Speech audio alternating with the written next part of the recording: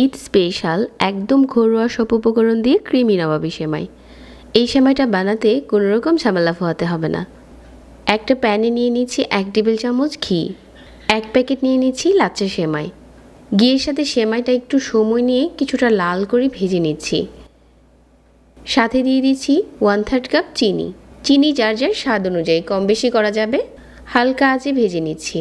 যখন এরকম colour change হয়ে গেছে ওই পর্যায়ে হচ্ছে প্যানটা চুলা থেকে উঠিয়ে ভেজে নেওয়ার সেমাইটা একটা বাটিতে নিয়ে নিলাম। একই প্যানে নিয়ে নিচ্ছি 2 কাপ তরল দুধ। সাথে দিয়ে দিচ্ছি 2 টেবিল চামচ কাস্টার্ড পাউডার। কাস্টার্ড পাউডারটা খুব ভালো করে দুধের সাথে মিশিয়ে নিচ্ছি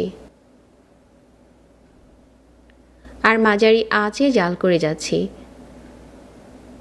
এটা মেশানোর পর এই মিশ্রণটা অনেকটাই ঘন হয়ে যাবে। ওই পর্যায়ে হচ্ছে এখানে আমি 1/2 কাপের মতো দিয়ে দিচ্ছি ক্রিম। ক্রিমটা হাতের কাছে না থাকলে এখানে গুঁড়া দুধও অ্যাড করতে পারেন। আর 1/2 কাপ দিয়ে দিচ্ছি কনডেন্স মিল্ক। এর পরিবর্তে এখানে চাইলে চিনিও দিতে পারেন।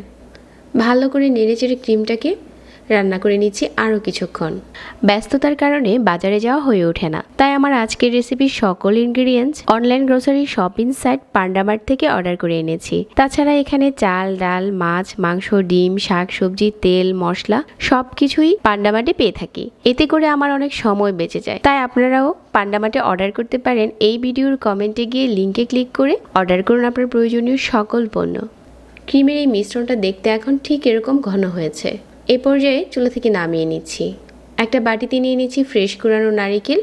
সাথে এখানে আমি চিনি দিয়ে দিচ্ছি 1 টেবিল চামচ। নারিকেলের সাথে চিনিটা মিশিয়ে একটা সাইডে রেখে দিচ্ছি। নবাবী সেমাইটা সেট করার জন্য এরকম একটা ডিশ নিয়ে নিলাম। এখন উপরে আগে থেকে যে ভেজে নেওয়া লাচ্চা সেমাইটা আছে এটা এরকম করে ছড়িয়ে দিচ্ছি। এখন হচ্ছে উপরে দিয়ে দিচ্ছি যে ক্রিমটা বানিয়েছিলাম এটা। ক্রিমের ঘনত্বটা ঠিক এরকম থাকতে হবে। চুলা থেকে নামানোর পর এটা ঠান্ডা হওয়ার পর ক্রিমের ঘনত্বটা ঠিক এরকম হবে। এর থেকে বেশি ঘন করলে কিন্তু এটা খেতে ভালো লাগবে না। উপরে আবারও দিয়ে দিচ্ছি ভেজে নেওয়া সেমাই আর কিছু নারিকেল ছড়িয়ে দিচ্ছি। এখন উপরে আরও 1 লেয়ার ক্রিম দিয়ে দিলাম।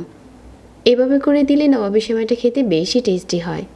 উপরে আরও কিছু ভেজে নেওয়া সেমাই দিয়ে পরিবেশন করে নিচ্ছি। আর আপনার পছন্দ মতো নারিকেল কুড়ানো, কিশমিশ, বাদাম কুচি এগুলো অ্যাড করতে পারেন। এভাবে করে নবাবী সেমাইটা বানানো সহজ, তবে খেতে খুবই মজার হয়। এখন এই ডিশটা আপনি নর্মাল ফ্রিজে রেখে 2 থেকে 3 দিনের মতো খেতে পারবেন। এই সেমাইটা বানাতে খুবই ইজি আর খেতে দারুণ টেস্টি। যারা সহজে ডেজার্ট বানাতে চান আসছে ঈদেই নবাবী সেমাইটা রাখতে পারেন। প্রতিনিয়ত নতুন রেসিপি পেতে আমাদের পেজ ফলো করতে ভুলবেন না। যারা এতক্ষণ সাথে ছিলেন সবাইকে আবারও ধন্যবাদ জানাচ্ছি। আর এখন চলুন সেমাইটা একটু উঠিয়ে দেখাচ্ছি। এটার ঘনত্বটা একদম ঠিক আছে। ঠান্ডা হওয়ার পর এটা খেতে কী যে টেস্টি হয় একবার না বানালে বুঝতে পারবেন না। আজকে এখানে বিদায় নিচ্ছি। আল্লাহ হাফেজ।